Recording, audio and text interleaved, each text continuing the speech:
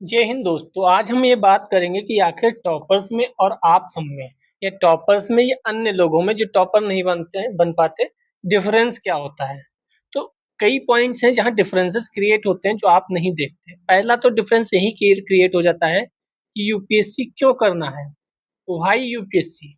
तो टॉपर्स को पता होता है हमें यूपीएससी क्यों करना है, हमें आईएएस क्यों बनना है। आप अपने दिमाग में सोचिए, क्या सच में आपको पता है कि आपको यूपीएससी क्यों करना है? अगर आपसे इंटरव्यू में पूछा जाए आप यूपीएससी ही क्यों करना चाह रहे हैं, आपके दिमाग में क्या एग्जैक्ट आंसर है उसका कि सर मैं इसलिए यूपीएससी करना चाहता हूँ, या सभी कर रहे हैं इसीलिए रील्स देखकर यूपीएससी करना तो चंद नहीं चाह रहे।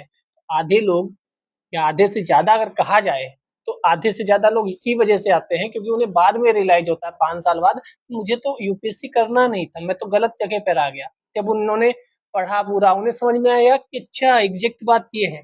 तो अगर आप पैसे के लिए, पावर के लिए या रील्स देख कर आए हैं तो यूपीएससी आपके लिए नहीं है। सिंपल सी बात है। यूपीएससी में बहुत मेहनत लगती है, ठीक है।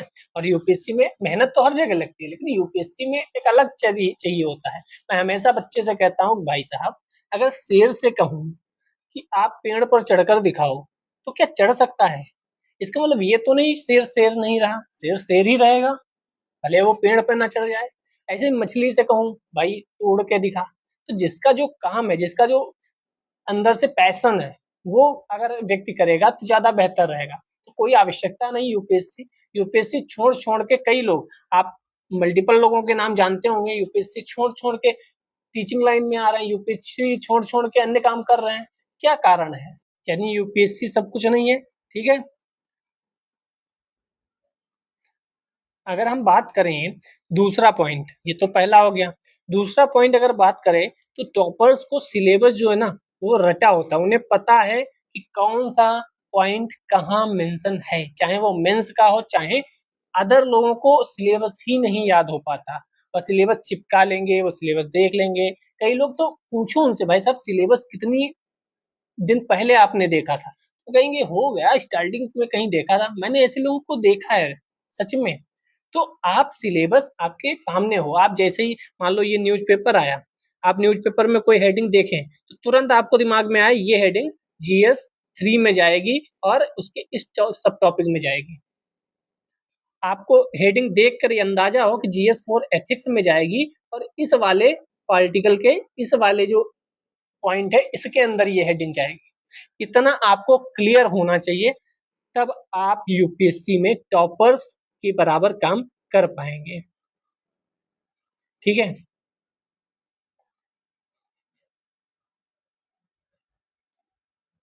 अब तीसरा पॉइंट क्या है?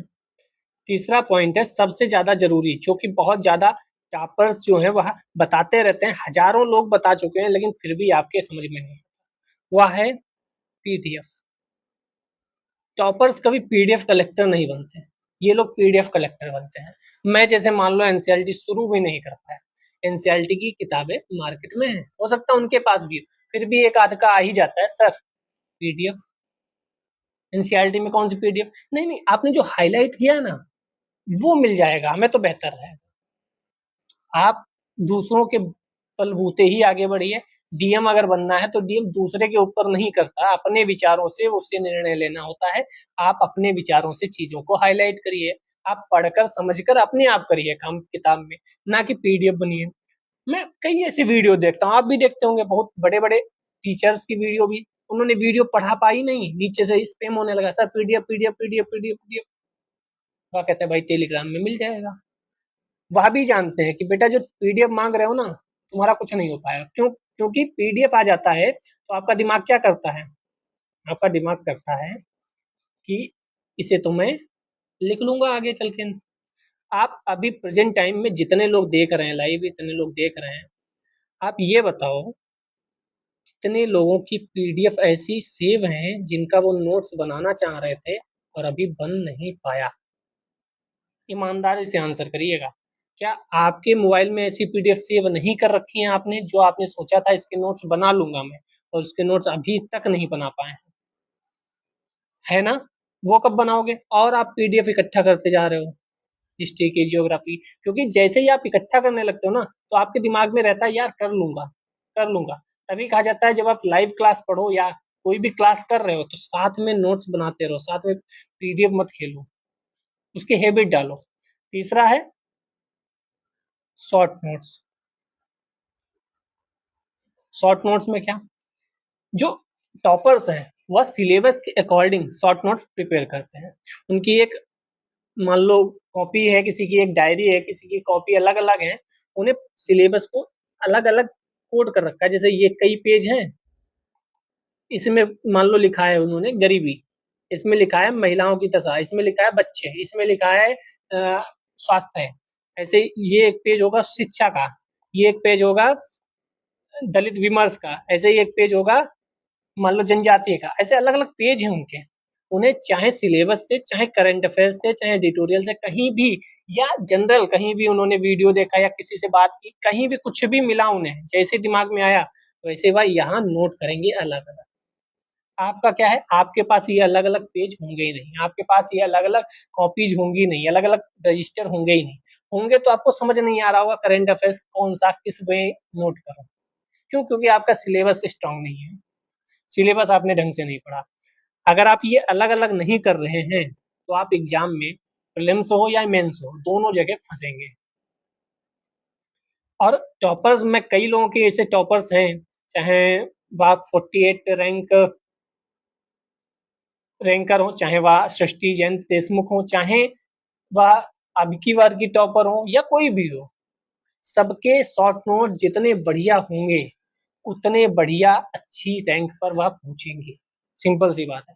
काम आपके शॉर्ट नोट्स ही आएंगे, काम आपकी वो किताबें, काम आपके वो मोटे मोटे रजिस्टर नहीं आने वाले। आपने जितने अच्छे से उन नोट्स को, उन बुक्स को छोटे पेज में लिख लिया, कम शॉर्टकट में लिख लिया, और ये कौन लिखेगा? आप लिखेंगे। आप बार बार इस बुक को, इस कॉपी को पढ़ें और वहां से शॉर्ट नोट्स निकालें। इसीलिए शॉर्ट नोट्स पहली बार में नहीं बनाए जाते हैं। यस, शॉर्ट नोट्स पहली बार में नहीं बनाए जाते। मेरे पास एक दो टॉपर्स हैं, मैं टेलीग्राम पे शेयर करूंगा कि देखो ऐसे शॉर्ट नोट्स बनाए जाते हैं, आप उससे सीखिए।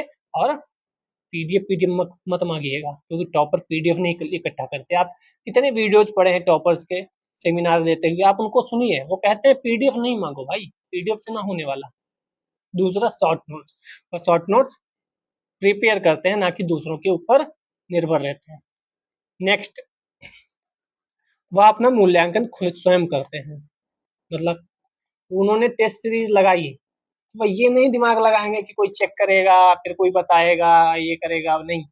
उन्होंने टेस्ट सीरीज लगाई, वो उसमें से खुद देखेंगे मेरे कितने सही कितने गलत, फिर उस पर खुद वो विचार विमर्श करेंगे, खुद वो मंथन करेंगे कि ऐसा क्यों हो रहा है, कहाँ गलती हो रही है। उस गलती को फिर वो क्या करेंगे? सुधारेंगे। और ये काम संडे को होता है। अधिकतर टॉपर्स ये संडे को करते हैं, जब एग्जाम दूर होता है। एग्जाम पास आता है तब तो ये फ्रिक्वेंसी बढ़ जाती है, लेकिन जब एग्जाम दूर है, जैसे इस समय का मैं बात करूं, अगस्त सितंबर अक्टूबर नवंबर, इस समय वह अपनी संडे को प्रॉपर टेस्ट में लगाएंगे, आंसर राइटिंग में लगाएंगे। तो मूल्यांकन दूसरे पर निर्भर ना रहो, खुद मूल्यांकन करो। इसीलिए मूल्यांकन करने के लिए आप क्या करोगे? टॉपर्स की जो आंसर राइटिंग कॉपी है, जो मैं करा भी रहा हूँ, तो आप देख सकते हो कि उन्होंने कैसा लिखा। जो टॉपर्स आंसर राइटिंग कॉपी है, उन्हीं क्वेश्चंस को आप प्रैक्टिस कर सकते हो कि क्या मैं लिख पा रहा हूँ 200 शब्द, क्या मैं 150 शब्द लिख पा रहा हूँ, क्या मैं 250 शब्द लिख पा रहा हूँ। तो खुद सुधार करने की कोशिश करो, दूसरे पर निर्भर ना रहो। पांचवा हो गया। छठा देख लेते हैं, जिनको लगता है कोचिंग और जिनको लगता है सेल्फ स्टडी, दोनों पे बात करते हैं। आप कोचिंग वाले कुछ ऐसे लोगों का नाम बताओ जो कोचिंग से पास हुए हैं, और तुम आप केवल 5 लोगों का नाम बताओ जो सेल्फ स्टडी से पास हुए हैं। ये आपको थोड़ा सा असहज करेगा पॉइंट। सेल्फ स्टडी से कोई 5 टॉपर जिन्होंने सेल्फ स्टडी की हो, कहीं से नहीं पढ़ा हो, क्या आप बता सकते हो उन 5 लोगों के नाम? नहीं आ रहे दिमाग में। सेल्फ स्टडी का मतलब क्या होता है ये आपको पता है? टॉपर जो कहते हैं मैं सेल्फ स्टडी करता हूँ, तो सेल्फ स्टडी का मतलब है वह कंटेंट मिला है उन्हें, चाहे वह कोचिंग से कंटेंट मिला हो, चाहे वह यूट्यूब से मिला हो, चाहे किताबों से मिला हो। उन्होंने सेल्फ स्टडी का मतलब उन्हीं किताबों को खुद पढ़ के समझा, उन्हीं किताबों यूट्यूब से पढ़ के समझा। सेल्फ स्टडी का मतलब ये नहीं कि सिर्फ उन्होंने अपने आप से पढ़ा। सेल्फ स्टडी का मतलब ये है कि उन्होंने यूट्यूब से पढ़ा, उन्होंने सिलेबस के जो तरीका है, सिलेबस को पकड़ा और सिलेबस में देखा पहला पॉइंट ये है, उन्होंने उस पॉइंट चाहे किताब से चाहे यूट्यूब से कहीं से भी उन्होंने क्लियर किया, और क्लियर किया, टिक कर दिया कि मेरा ये कॉन्सेप्ट क्लियर। अगला हेडिंग देखा कि अच्छा सिलेबस में अगला पॉइंट ये है, उस पॉइंट को क्लियर किया, चाहे सिलेबस से, कंप्यूटर सॉरी बुक से या यूट्यूब से कहीं से भी किया हो। ऐसे ही वो धीरे धीरे पूरा सिलेबस अपना कवर करते रहे और नोट्स बनाते रहे, अपने सेल्फ नोट्स प्लस पीवाईक्यूज, क्योंकि सिलेबस और पीवाईक्यू ही बताते हैं क्या इंपॉर्टेंट है, कितना पढ़ना है। तो जब उनके नोट्स प्रिपेयर हो गए तब वो काम कर रहे हैं। आप अभी यही नहीं समझ पा रहे हैं कि मैं इकोनॉमी कहाँ से पढ़ूं, आप अभी यही नहीं समझ पा रहे हैं आप पॉलिटी कहाँ से पढ़ेंगे सेल्फ स्टडी में।